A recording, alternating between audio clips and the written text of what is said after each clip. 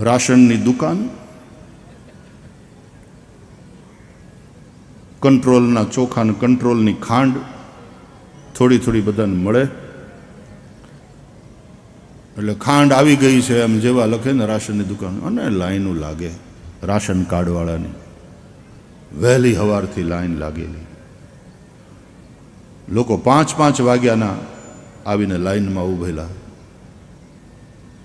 ઓલો 7 વાગે દુકાન ખોલે, લાંબી લાઈન.